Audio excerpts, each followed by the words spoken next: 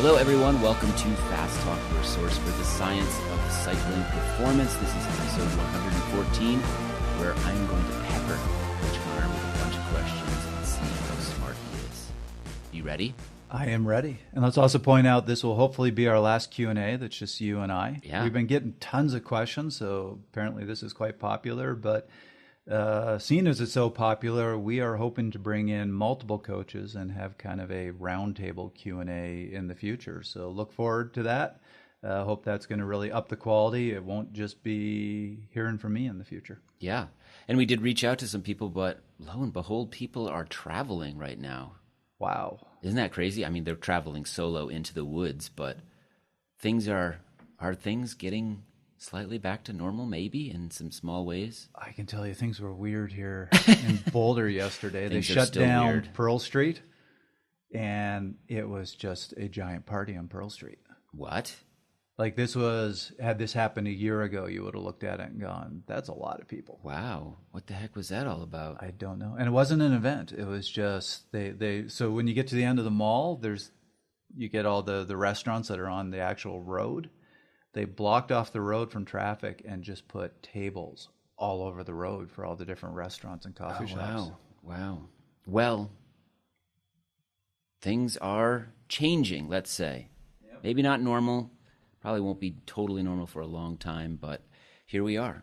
We're in the studio. We have a few announcements we want to start with. Obviously, big one, Cycling in Alignment is now live. We've had a few episodes on the Fast Talk channel, and the Cycling in Alignment channel also exists. So go over there and subscribe to Colby Pierce's new podcast, where he talks both about the science and the philosophy of cycling. Yeah, so it's off on its own channel now, right? We're not going to be posting on Fast Talk anymore, so please subscribe. Yeah. Or do we have a couple more that are going up on Fast Talk? I think, when it's appropriate, when he gets really into the science and it sort of fits with the Fast Talk philosophy of getting deep into the science, we'll run them on our program just to remind people that Colby knows his stuff.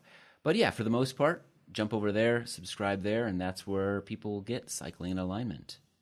Great.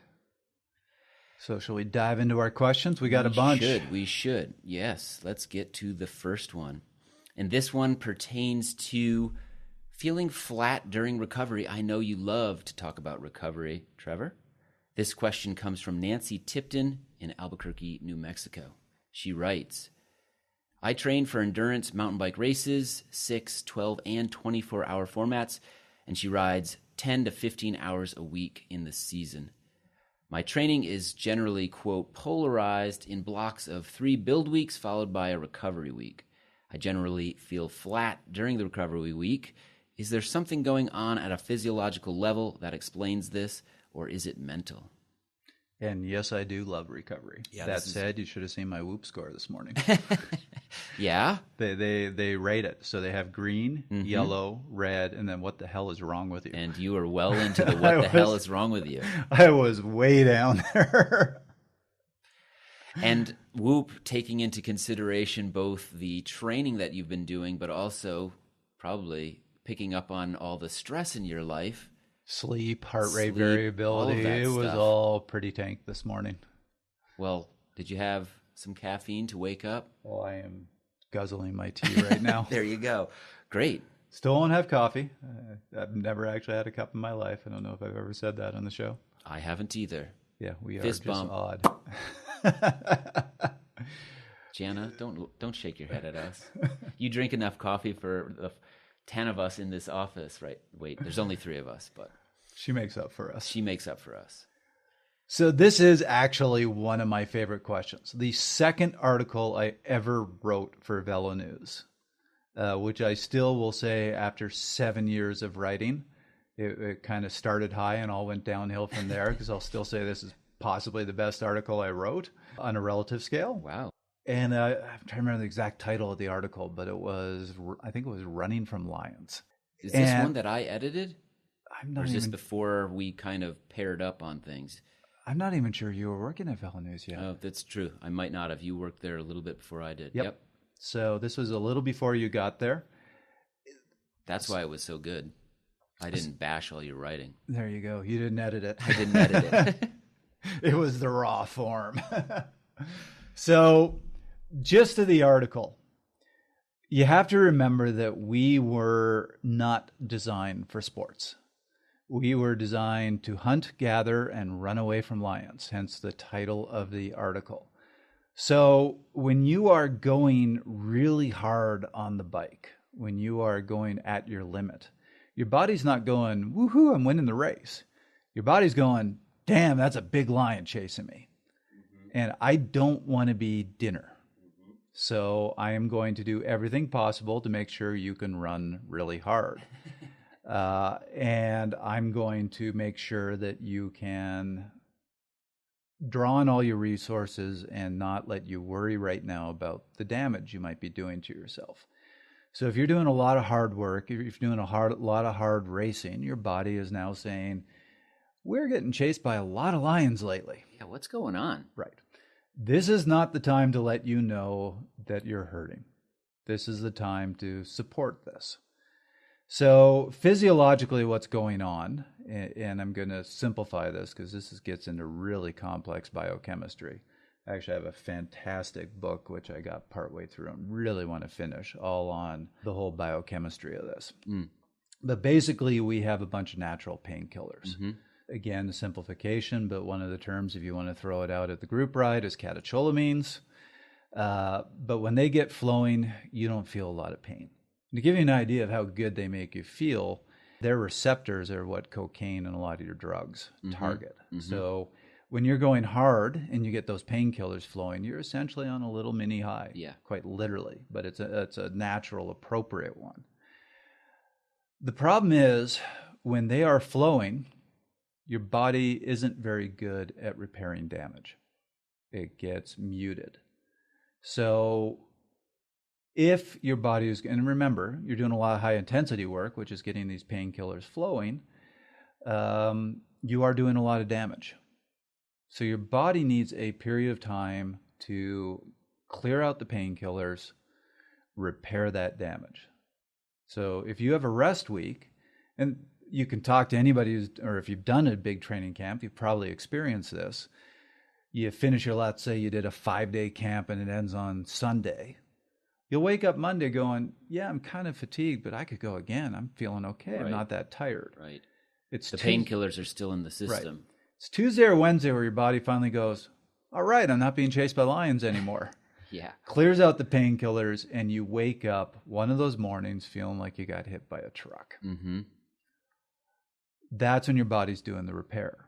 When I actually have athletes doing a recovery week, I want them to feel that. Recovery weeks shouldn't feel good.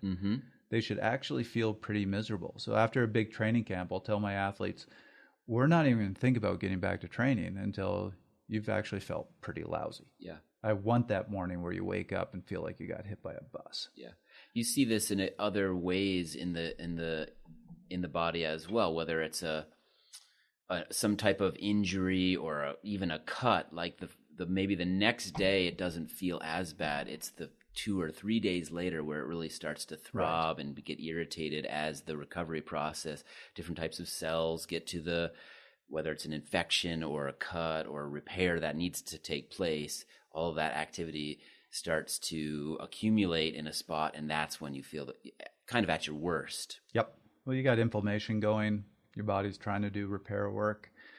So, that recovery week, you've cleared out a lot of the painkillers.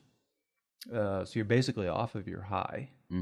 Your body's doing repair. You're going to feel flat. You're not going to feel overly motivated.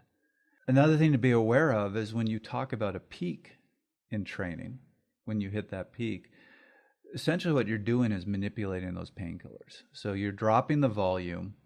You're getting good high-intensity work in.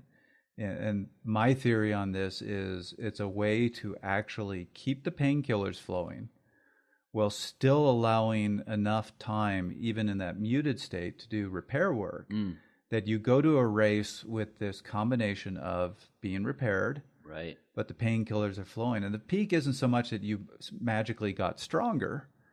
It's that you're on the painkiller high. So your body's allowing you to not feel the pain, which is allowing you to go harder than you normally could. Interesting. That's something to consider, and something that probably takes some experimentation, as we know, when it comes to peaking, is riding that little bit of a wave of whether it's painkillers and some other things going on simultaneously, and tapping into that and maximizing performance. Right. It's also why you have to be careful about a peak, because what do you do when you're suddenly putting out the best numbers of your life and feeling great? Yeah. You go and destroy yourself. Yeah. Yeah. So you're doing all this damage. Your body isn't very good at repairing it, and you can't feel it. And this is why people will have this amazing peak for a couple of weeks where they're putting out the best racing of their life, and then all of a sudden they fall apart. Yep. If they don't back off at some point, they'll fall off the cliff. You talk to very experienced athletes. They're good at getting a peak. They'll get a peak for a key event. And as soon as that event's over, they're like, I'm done. I take a break. And they know on the other side of that is this flat feeling that our listener asked about. And that's hard for people to do. When you have a peak, you want to keep it going. Yep. But it's better to back off, let the body recover, and get back to training. Excellent. Okay. Well, as we mentioned last time, we're no longer taking Google voicemails, but we are encouraging people to record voice memos on their phone and send them our way. So we've got one now from Preston Mui. I hope I got that right. Let's listen now. Hey, Chris and Trevor. This is Preston from California. I'm a low-level collegiate racer that's relatively new to endurance sport. I'm using this summer to try to get a lot of low-intensity volume to build that aerobic engine to prepare for racing next spring, which are 30 to 40-minute crits and 2 to 3 hour road races. My question is about the length and frequency of endurance rides. I've heard people say that you should make your endurance ride the length of your longest race. Once I've done that, is it better to progress by extending the length of your slow rides, or by doing more of them? I'm blessed with a flexible schedule this summer, so I can make either work. Thanks. This is one of those questions where you're going to get a whole lot of opinion. So I'm going to give you my opinion, but you could talk to 5 different coaches and you're probably going to get 5 different opinions. Yeah. Part of that's because I really haven't seen any research on this. Hence, we have to rely on opinion. We have to rely on experience. But this notion of your longest ride should be about the length of your longest race, or I've heard other people say it should be 125% of your longest race. I personally, and I've been looking, haven't seen a single study to back that up. I haven't seen any evidence. It's pure opinion. Yeah. And it's interesting because it differs between endurance sports, but it's all sort of based on maybe beliefs and opinions, and nothing backed really by hardcore science here. I think some of it goes back to, there's this question of, when you're talking about training, specificity versus physiological systems. So we've talked about this debate before. There are some coaches who are very big in training should be very specific to your event. And if you are all about specificity, then yes, your longest ride should be about the length of your longest race. I am much more on the camp of train the engine, build the engine, and then let the engine figure out the race. So the metaphor that I like to give people is, again, we're going to use a car analogy here, which we've been criticized for, but cars are simple. So it makes for easy analogies. And if you're talking about building a car to a specific event, you can take a Volkswagen and tailor it very specifically to a particular event. I would still rather just have a Ferrari that isn't made for any particular event. Yeah. I think if you have a big engine, great body, you can do amazing things with it, and it can handle the event. So we're getting off topic. Yeah, Preston has kind of all the time in the world. He's this college student. Nothing's going on right now. He can ride. He's got a flexible schedule. What should he do to get to that next level for when racing returns? So one thing I do need to add to what I was saying before is going back to this question. I am very big on training physiological systems. So, and again, going back to the fundamental principle of training, you need to have a stress to your body that your body can't normally tolerate that causes your body to adapt. So what is the right length to a ride? It is one that produces a stress. And if you go out at that LSD pace and you're an experienced cyclist and you do 2 hours, it's not going to stress you. And if you're a crit rider, that's still longer than your longest race. Mm-hmm. Doesn't matter.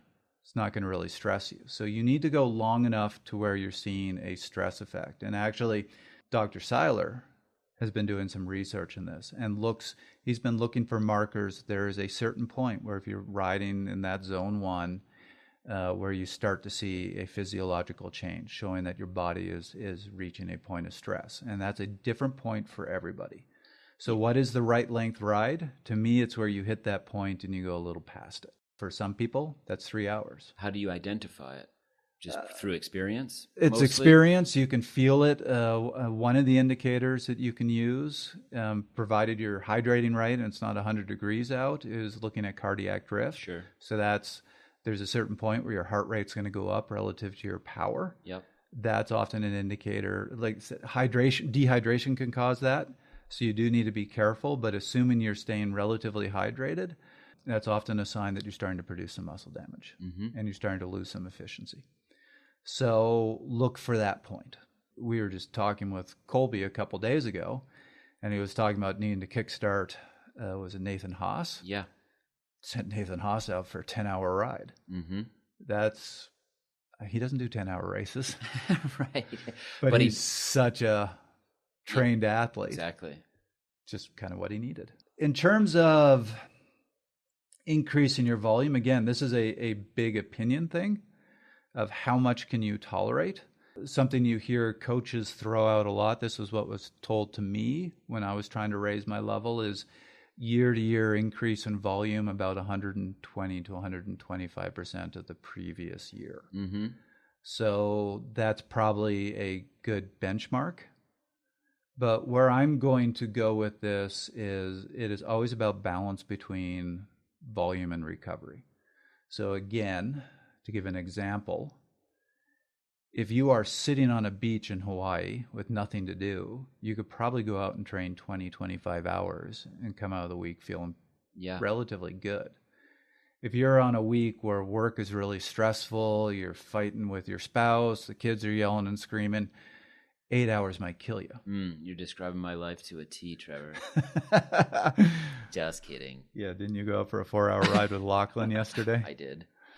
So my wife encouraged me. Yes, which is good. So it depends.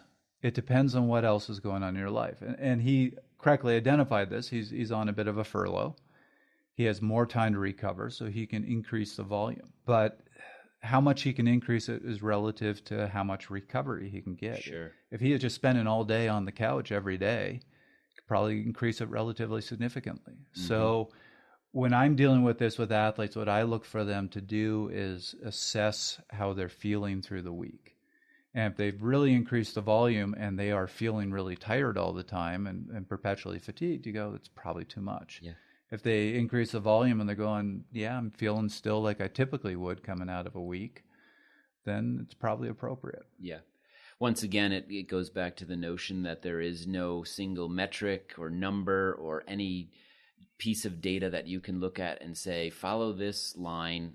It's a linear relationship. Right. Do that and you'll be okay. No, you have to listen to your own body. You have to assess some different sensations. You have to take in a lot of information and make some judgments on your own based on yourself, your situation, and so forth. The last little bit of that question was the increased length of rides versus increase the frequency of rides. Cycling is a bit of a unique sport where most other endurance sports, as they try to increase their overall volume, athletes will add more workouts and will never have particularly long workouts. So runners might run twice a day. Yeah. Skiers, rowers will all do multiple workouts through a day. Cycling is that rare sport where we just go, I'm going to go out for a 6-7 hour ride. Mm-hmm. There's good physiological arguments for both. I do think with cycling, you do need that periodic long ride. Yeah. Otherwise, yeah, you can get a lot of your training just by doing the multiple workouts. And that's a real change for me. I used to be very big on, no, if you're going to do 5 hours in a day, you do it all in one ride. But I've just been seeing increasingly more evidence, both in the research and with athletes who are getting great results with the doing the 2-a-days. So I am changing my opinion a bit on that.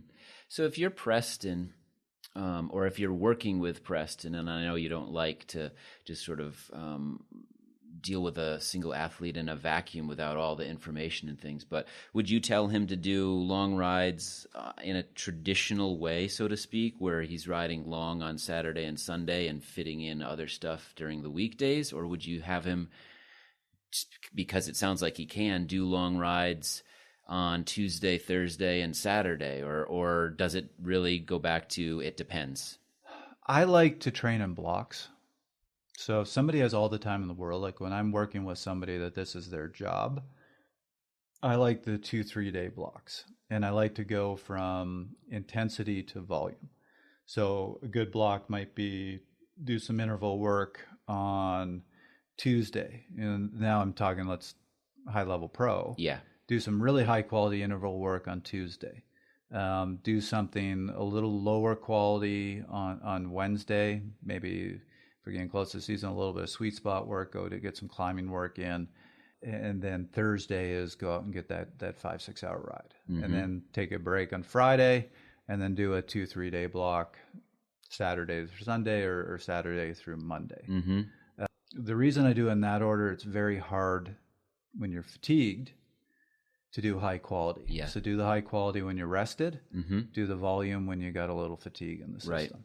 Right. And that's how I've always liked to train, but I've seen a lot of different approaches. There's also arguments for if you're a stage racer, you need to learn how to do some interval work, actually get some fatigue in the legs, then do some interval work to train your bodies how to handle that. So there's a lot of different variations, but I like to do 2, 3, or if you're top pro, even 4-day block, then get a little recovery, then more. And I like to finish it with that long ride. All right. Next question, and I know this is going to be another one that you're going to surprise some people with, maybe. Let's hope.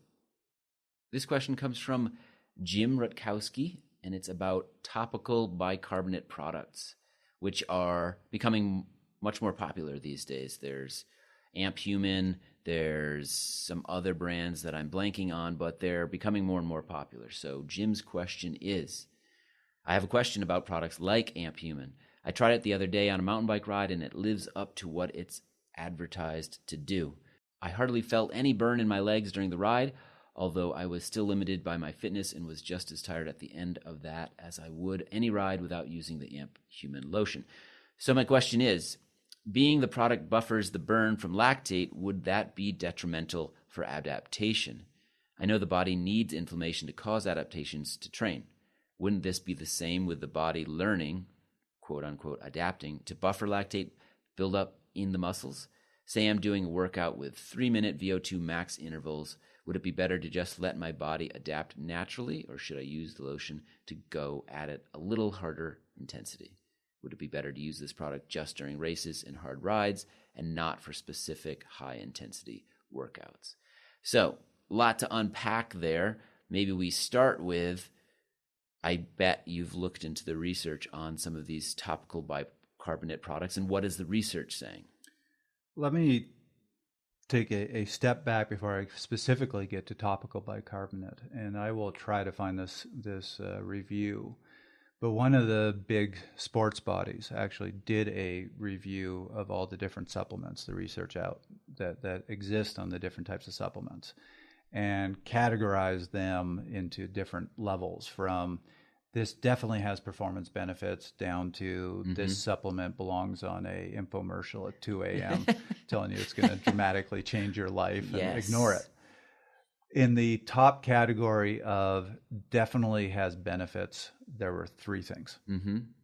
And I do remember we've talked about this before on the show, because we've talked about some of these particular products. Yep. There were 3. There was a conditional 4th. But the absolute 3 were caffeine, definitely performance enhancing, but not beyond about 200 milligrams. Yep.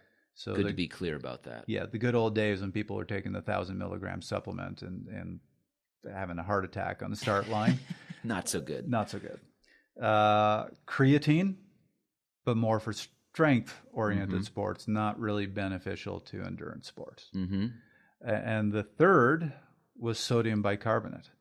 And again, very short lifespan. It was only really beneficial in events that were up to about 8 minutes, and you had to take it right before the event.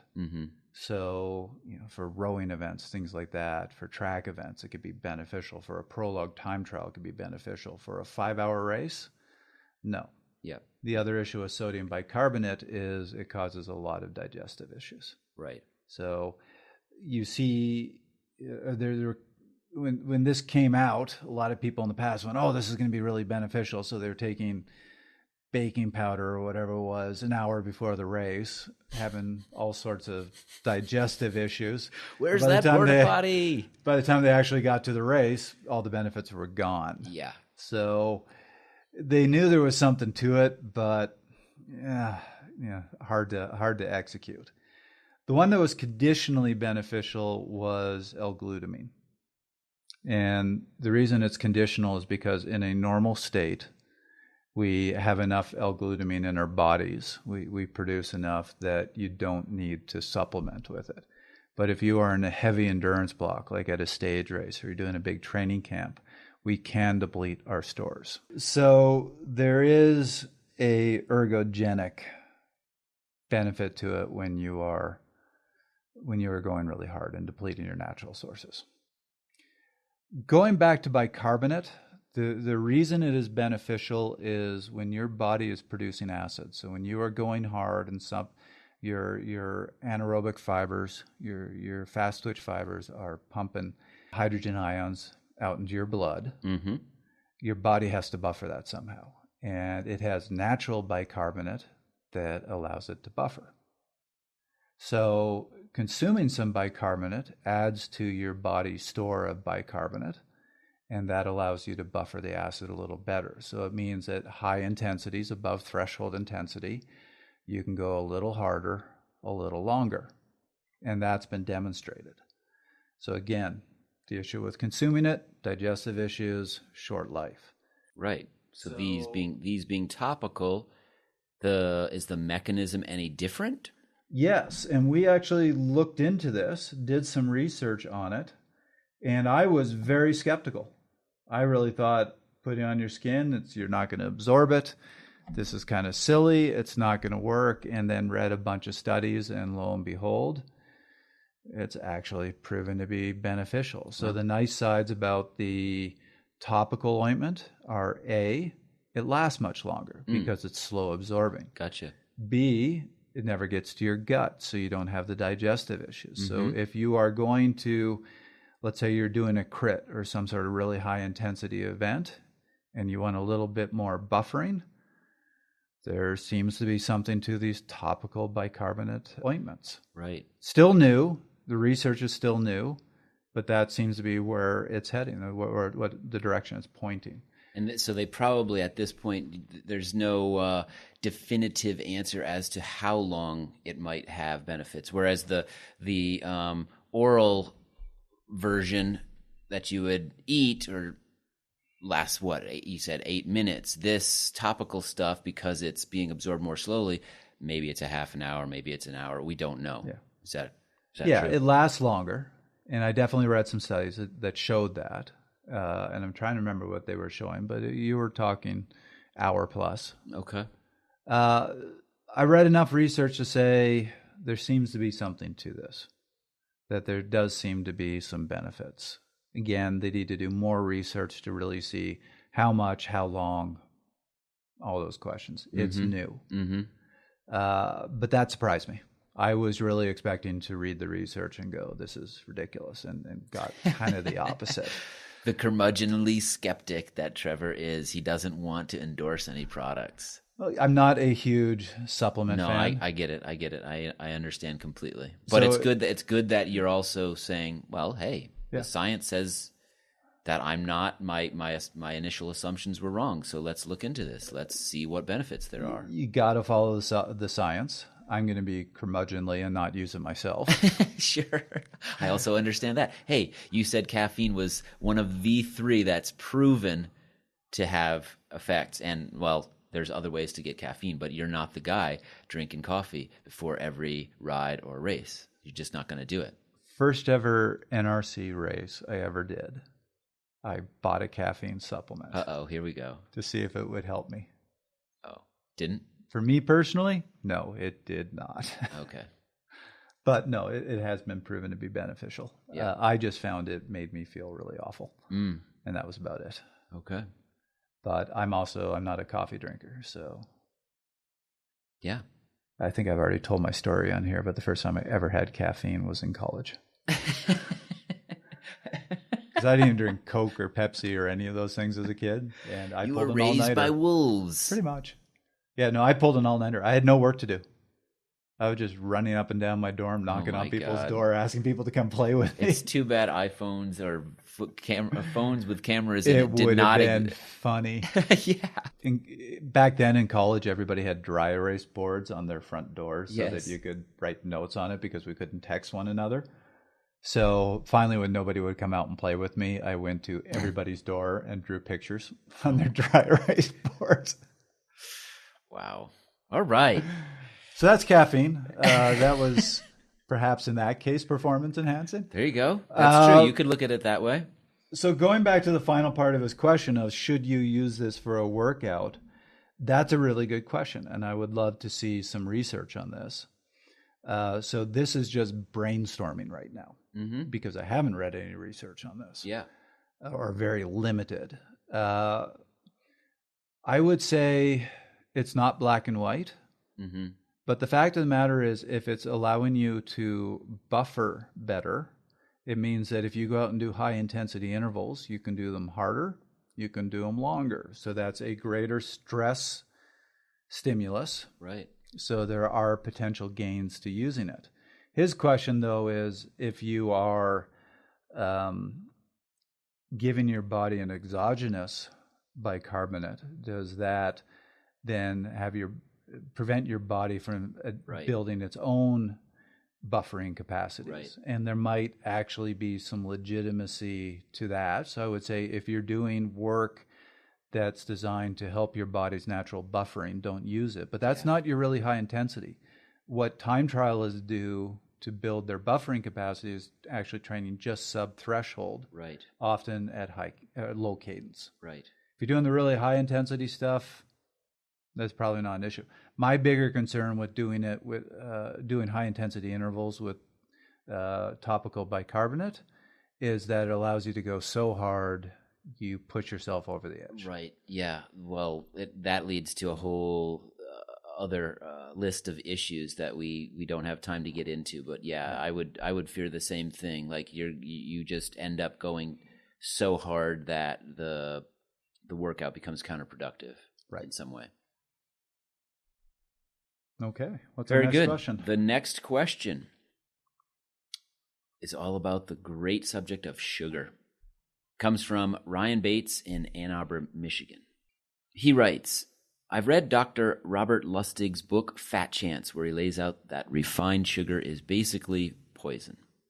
I don't remember all the biological mechanisms, but basically eating sugar without natural fiber, from, say, a fruit or vegetable, to buffer its absorption into the bloodstream creates all kinds of problems. Over time, you become insulin tolerant, which is the root to diabetes, and other mechanisms that cause your body to lay down adipose around the liver and belly. Okay, fair enough. He goes on and writes, yet on long rides, we generally have to consume tons of refined sugar to replace lost carbs. During my 5-hour ride over the weekend, for example, I consumed a bunch of sugary stuff I would never touch off the bike. Sports drinks, cookies, gels. He actually writes, I still bonked! ! So here is the question. Do endurance athletes have to be concerned about the body-wrecking effects of refined sugar consumed during long, energy-depleting efforts? Does consuming refined sugar during exercise still have the same insulin sensitivity effects as when sedentary? Big question, Trevor. Where should we start? I'm going to start by saying this is an absolutely huge question and probably a really good one to do an episode on. I think we will. To answer this question, I'm just going to touch on a few things without really getting into the complexity, which is why I think this would be an absolutely great episode. So there's two sides to this question. One is the performance side. The other is the health side. So which one would you like to start with? Let's start with performance. Okay. So in terms of performance, absolutely this has been demonstrated. We've had Dr. Hawley on the show talking specifically about this. We did have a whole episode on carbohydrates and performance. And it's pretty conclusive in the literature that if you are doing a sport that has high intensity in it, so a bike race, yes, we can talk about all the fat burning when the field's going slow, but when you get towards the end of that race, or if you're in a crit, you have to go really hard. And it has been shown that without proper glycogen stores, without the carbohydrates in your diet, you get blunted. You lose that ability to go really hard. So if you're a Race Across America rider, if you're Ironman triathlete, probably not as important, and you don't have to focus as much on the carbohydrates. As a bike racer, no, you need them. That's just where the research is at. And for anybody that wants to listen to that episode with Dr. Hawley, it's episode 23, way back in the time machine. Yes. So then the second question for performance. Do you need to be having the giant pasta parties trying to force down 700 grams of carbohydrates a day, packing them wherever you can? I don't think so. Mm-hmm. And that's certainly not panning out. Also, I will mention we recently had Dr. Eukendrup on the show, and he talked about our absorption rates, and they're not that high. So he recommends consuming 90 grams of carbohydrates per hour in an event. You can do the math on what that works out to. It's not a ton. Mm-hmm. Really, most people can't even absorb that. Yeah, that it takes some getting used to getting up to that level, I should say. There are all these fancy products. And again, we're going to kill any potential for sponsorship here. But most of these products are just candy with better marketing. Mm-hmm. Yep. So they have a slightly better mix often of glucose to fructose to aid the absorption, but that's really about it. And this whole, the thing that caught my attention, and Chris, you mentioned this as well, that caught your attention is bringing up this, we have to. Right. Which was in the question. He specifically uses those words, we have to consume tons of refined sugar. Well, that's not true. So that's the question. Do you? And I haven't seen the evidence for that. That's the belief. Mm-hmm. That's what's been pushed. That's certainly what's been marketed. I don't see the evidence for that. Yeah. You have to have some. You need to have some carbohydrates. But the evidence that you have to consume tons of refined sugars, just not there. Yeah. I have certainly noticed, I used to be one of those, so I'm talking anecdotally, I used to be one of those, consume 700 to 800 grams of carbohydrates a day, and I got through all refined sugars. I've now dropped down to consuming 150, 200 grams per day. So I'm certainly not going keto or anything like that. Yeah. And I get it mostly through more natural sources. And if anything, my performance improved. It didn't go down. Yeah. And I've seen that with a lot of other athletes who have experienced the same thing and just said, you know what, we don't necessarily need it. I've seen a lot of high-level athletes that are making sure they're getting their carbohydrates, but they aren't consuming the tons of refined sugars out on their rides. Certainly in a race, it helps. Your digestive system's breaking down. You don't want complex foods. Mm-hmm. So when you're going that hard, having something that's simpler helps. Certainly drink mixes help. And you don't want to not do that in training and suddenly do it in a race. Yeah, yeah. That'll kill you. So you do need some in training.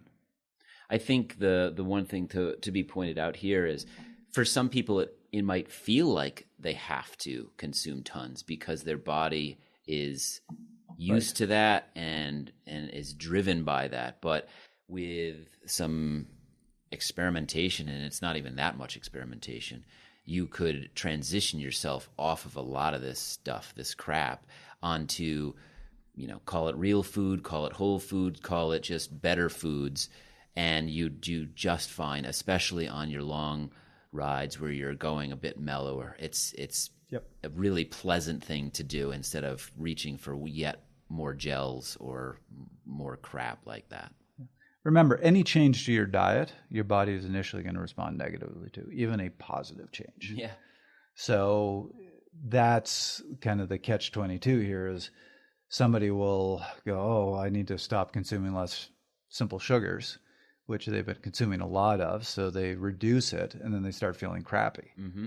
Yeah, that's going to happen in the short run, but the question is, after a few weeks, where do you go? How do you feel after that? Yeah. Hopefully we will do this episode, and then we'll bring in a lot of the research. Yeah. But anecdotally, with myself, with a lot of my athletes, I try to have all of us get our carbohydrates through fruits and vegetables, which are a little more complex, which have a lot of other nutrients to it. And once they adjust, they recover better. It doesn't impact their recovery. So you just don't really see that need. So short answer is yes. I don't think you can perform at your highest level without some carbohydrates. Sure. You don't need the tons and tons of simple sugar. Yeah. And this actually made me think of Peter Vakoch's answer from the last Q&A episode that we did, where he said, he's a professional, he's racing a lot, but right now, being on lockdown, not racing a lot, he sees this as an opportunity to sort of reset his system, go back to better, healthier sources of all the nutrients he needs, and I would encourage Ryan to maybe try that same thing right now, if he can, and get off of some of this stuff that he feels like his body needs or that his body relies on right now, to transition off of that onto better sources of fuel. Right. So do we want to tackle the other side, the health side? I think we must. It's it's a critical component here, and it's obviously very complex, but let's touch upon it. Yep.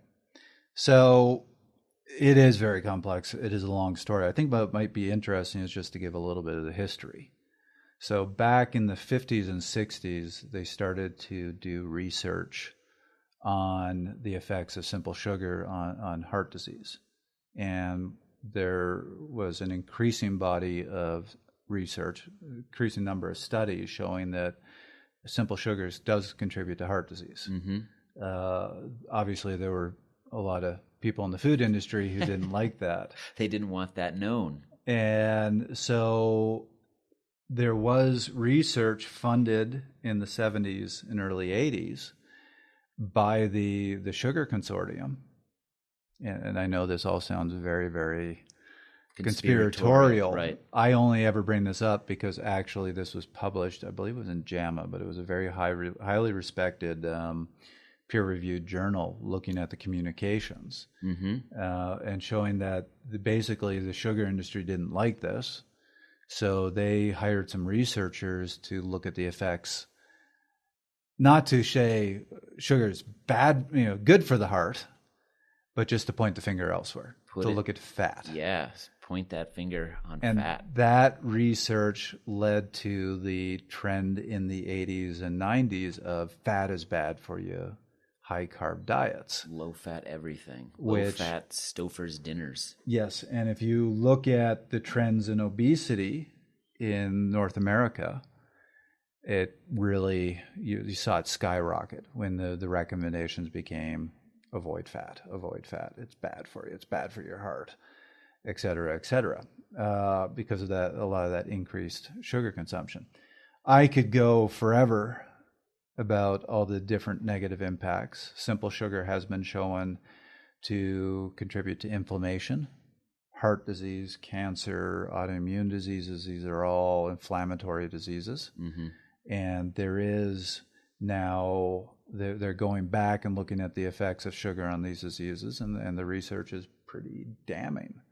It's simple sugar is not good for you. Another, just to give you a visual, table sugar, high fructose corn syrup are both high in fructose. A lot of the junk food that you get is high in fructose. Fructose is different from glucose. It has different transporters. Your body absorbs it differently. It has its own unique transporters.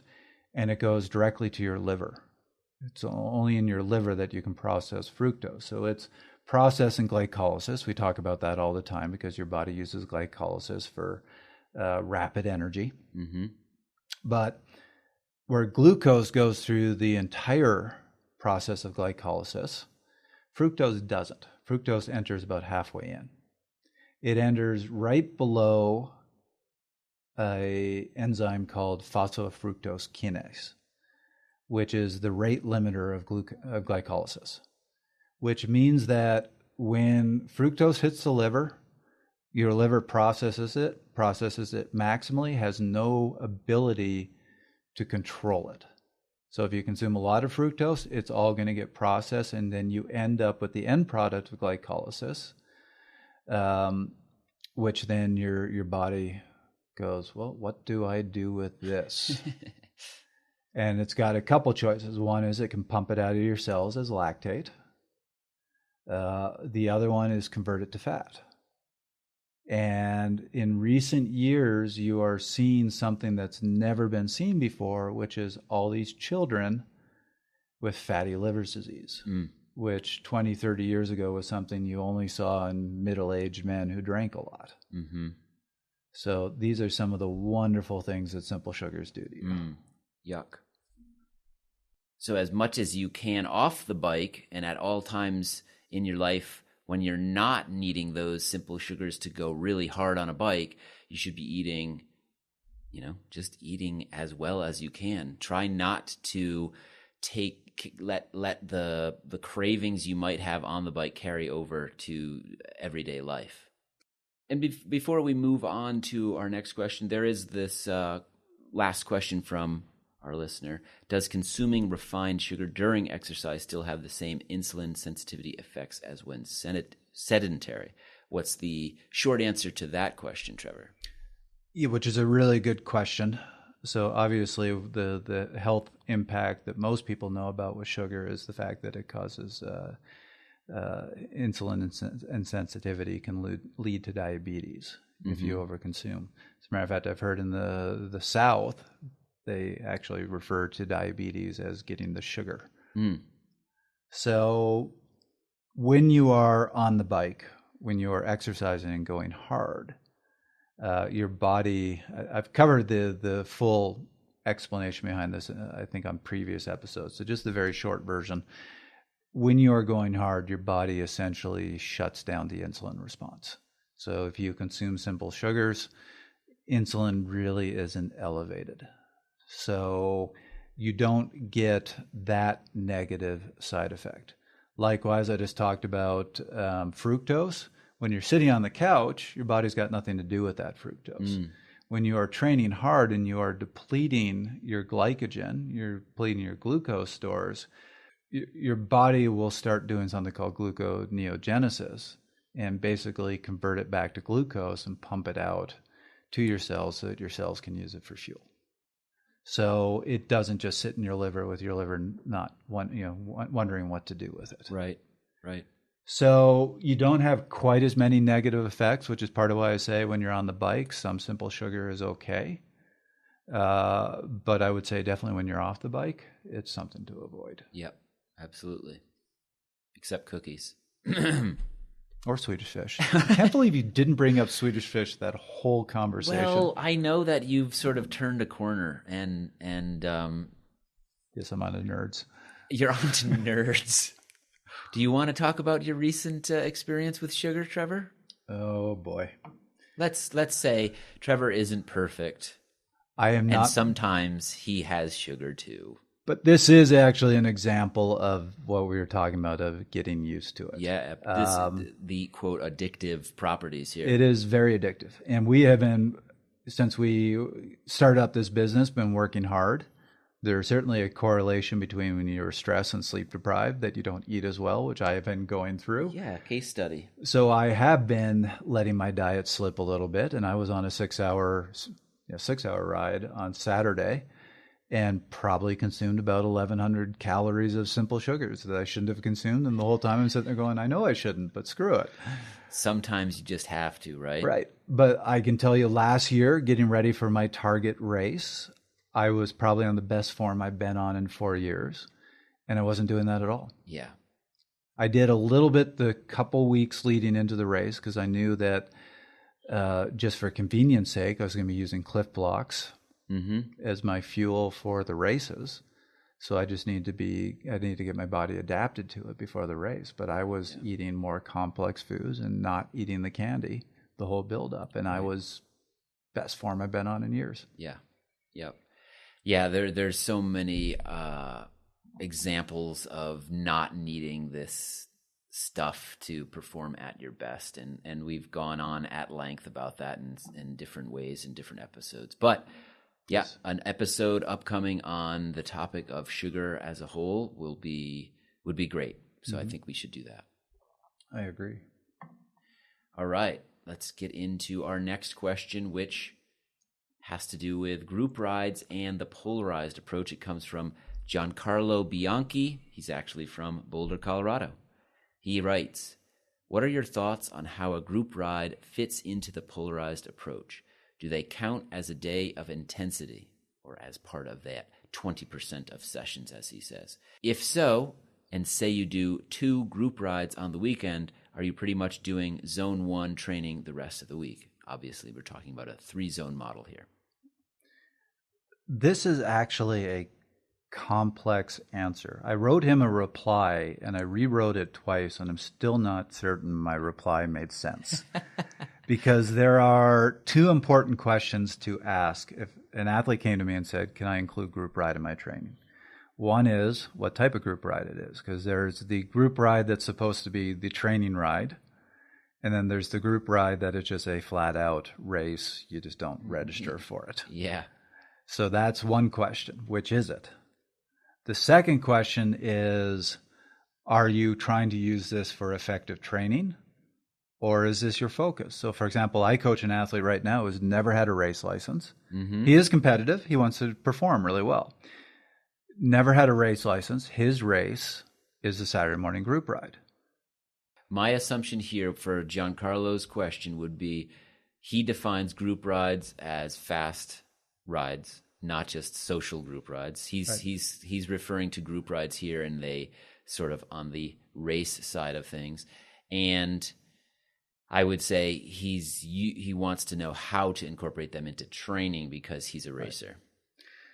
So let's just start with dispelling a belief. I'm not going to say this never happens, but when somebody tells you, oh, there's this group ride going on, it's controlled, it's training pace, we don't race, that's close to delusional. Right. That just rarely exists on group rides. Group rides, ego always comes out. It always gets hard. You hit a little climb, people go hard, you stop at some lights, people sprint out of the lights. It is rare that a group ride is a true, steady, controlled pace. It's true. And obviously, not everybody in that group ride is built the same. So for one person, it might seem medium paced. For another person, it might be super hard. Right. So the simplest version I'm going to give to the answer is if you are going to a group ride to get some base miles, bad idea. Yeah. It just isn't going to work out that way. It's going to be harder. You're going to tend to be in that in-between place. You're not. So if we're talking about the 3-zone model, it's not zone 1, it's not zone 3. It averages out to zone 2, but if you look at it, it's just little bits of all 3 all over the place. Yeah. And you know, my my personal bias is I don't like that hit every system a little bit type training. So the group ride is just all over the map. And like I said, if it's a group ride, it's not a declared this is a training race, but just the group ride. it's probably also not hard enough to actually be really good high quality intensity either. Yeah. So it's just this in-between thing that I don't think you get a lot of gains from. And I can tell you, I personally avoid them like the plague. If my athlete's using them for training and they go to them, I usually have a talk with them. And if I can get athletes to stop doing that, you tend to see an improvement in their performance, because this is the black hole of in-between riding. If your goal is training, that's a really good thing to avoid. Mm-hmm. We'll get to a minute of, is that your focus? Is that what you love? And talk about how to deal with that. Yeah. But for right now, if you're like, I need a good base miles training ride, I'm going to go the group ride. Don't do it. Rethink it. Yep. Let's talk about the other type, which is the training race. Yeah. And I think they can be great training, great high intensity. Often we can go harder than we would in any sort of interval session. They can be more fun. They're more exciting. And also they're a great lead-in. If you are a licensed racer, they're a great way to get some intensity before the season, to get some race intensity before the season at low cost. Last thing you want to do is drive 3 hours to a race, pay $80 for it, and get popped in the first 10 minutes because you got no racing in your legs. Yeah. Where you can go to the local group ride, throw down for the 3 weeks leading up to that, get that race intensity, and be ready for your event. So I think that can be great high-intensity training. But it is high intensity. Yeah, it'd be fun to do an episode on the best training races in the country. Maybe it'd be cool to have our listeners send in their nominations for the best training races in the U.S. That's a good question. So the three that I will call out, Swami's down in California. Yeah, that's one heck of a ride. The Shootout in Tucson. And then, believe it or not, the Oval Ride in Fort Collins. Mm-hmm. Yeah.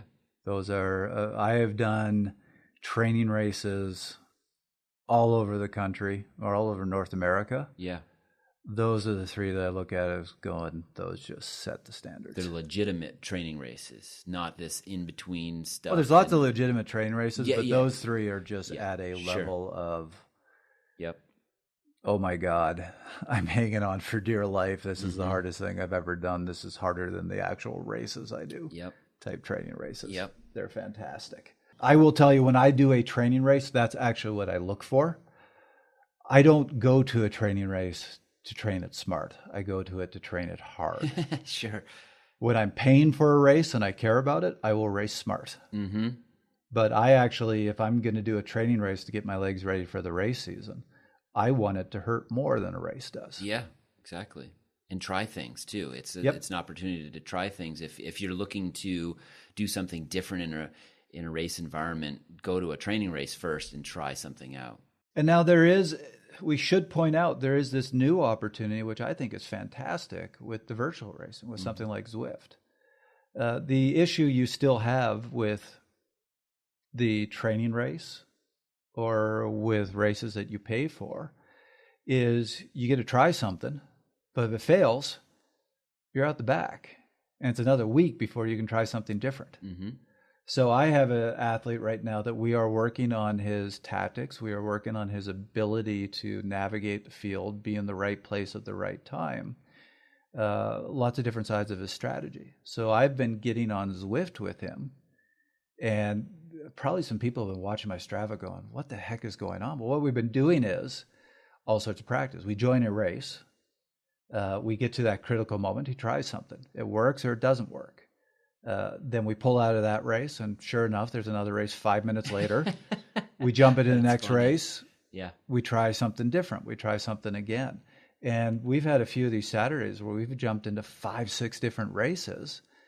And in one morning, got the sort of practice that used to take you 6 weeks. Yeah, interesting. And his progress has been amazing. So there is these opportunities. That's really low risk. You don't have to leave your house. Yeah. And there's races going all the time. Push a few buttons, enter another race. Yep. So that's I want to explore that more, but that is a great opportunity to go get some really good intensity, get some practice. I mean, obviously, racing on Zwift is not quite the same as on the road. For example, you can ride through people. Don't try that out on the road. Right. Yeah. Won't go as well. That's bad race etiquette.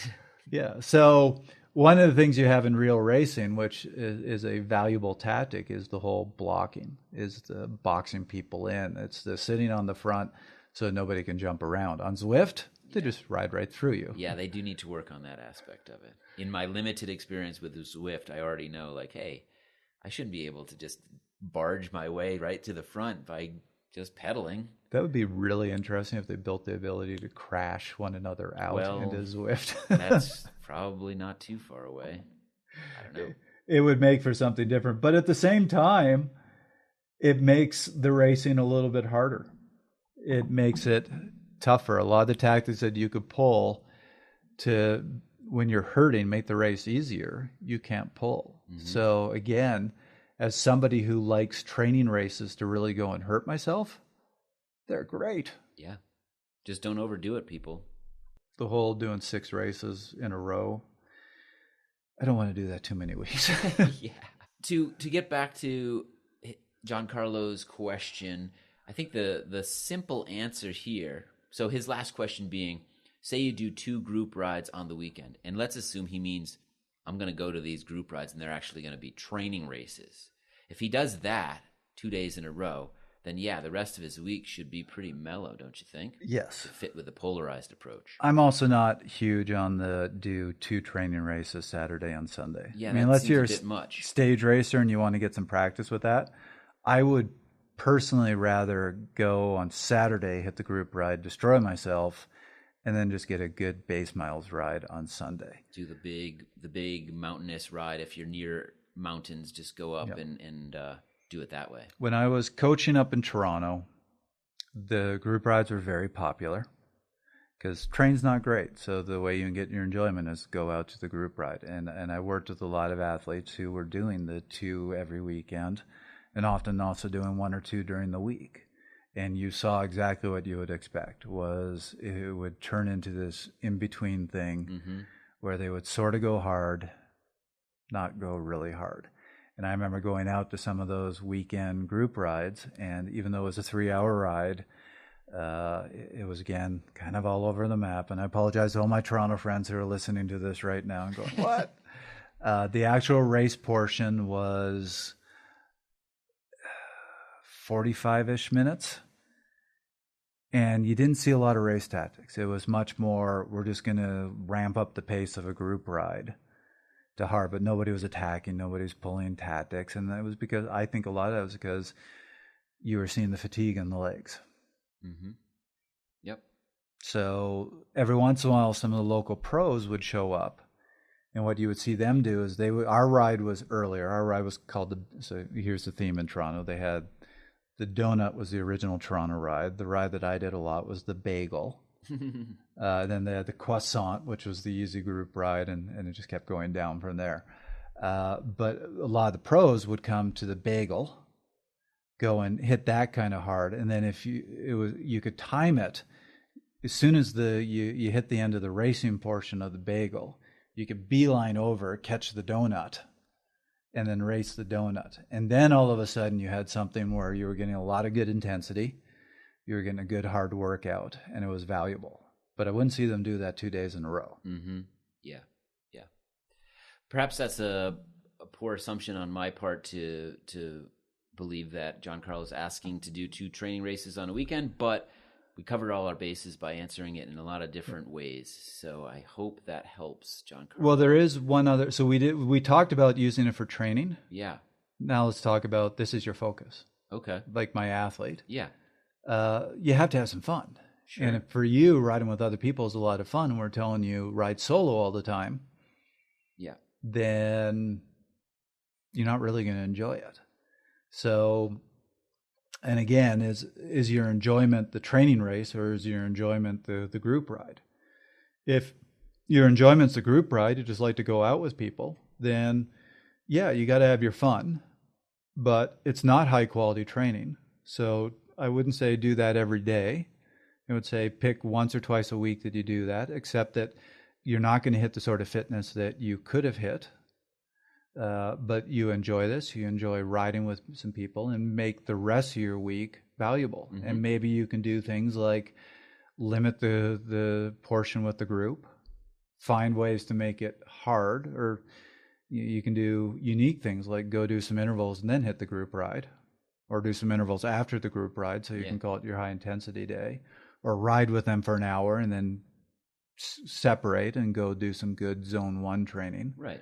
Lots of different ways, but just accept the fact that that portion is you're doing it for enjoyment, not for the quality of the training. Right. If your focus is the training race, like my one athlete, the Saturday morning group ride, the donut ride up in Toronto, that is his event. Mm-hmm. Then we don't use it all year round. I don't have him going to it in December, so we treat it like a race season. And when he's going to it, we treat it like a race. We do race prep for it. We build the week around it. And then that event, it's not about what's the portion of training. It's not about how to optimize it for training. This is your race. Go race it. And we'll figure out the rest of the week. Yeah. Our next question comes from Gina Jackson, who I must note is originally from the great nation of Canada, but now lives in southern Germany. She writes, I'm a longtime runner turned triathlete. Over the past few years of tri training, I've noticed that my heart rate when cycling is significantly lower than my heart rate when running for a given RPE. For example, my average heart rate during a 20-minute cycling FTP test is about 12 beats lower than a 20-minute running time trial, even when subjectively I'm the same amount of almost dead at the end. I've read that this is common, but I was wondering if you could explain why, and perhaps more importantly, does it matter? I'm sure there are other factors, but I'm just going to give the simple main answer, which is in running, you're using more muscles. So if you think about it, if you're positioned well on your bike, your legs are doing a lot of work, but your upper body should be fairly relaxed, and you're really just using your arms to support a little bit of weight. And like I said, if you're positioned well, that's pretty minimal. So it's all in your legs, and your legs can only demand so much blood. Right. When you are running, you use your arms. So you have more muscle tissue that is requiring blood. So your heart has to beat faster for the same sort of perceived effort. And this is part of the reason you look at cross-country skiers who really use their arms. Right. You see the highest VO2 max values in cross-country skiers because of that need for blood flow. So a lot of the good training software out there will actually allow you to have cycling and running heart rate zones, accounting for the fact that, yes, she is right. Generally for running, for the same relative intensity, you're going to be higher, up to 10 beats per minute higher.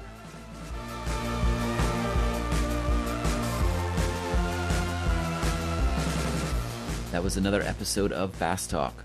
As always, we love your feedback. Email us at fasttalk@fastlabs.com or record a voice memo on your phone and send it our way. Subscribe to Fast Talk wherever you prefer to find your favorite podcasts. Be sure to leave us a rating and a review. The thoughts and opinions expressed on Fast Talk are those of the individual. For Coach Trevor Connor, I'm Chris Case. Thanks for listening.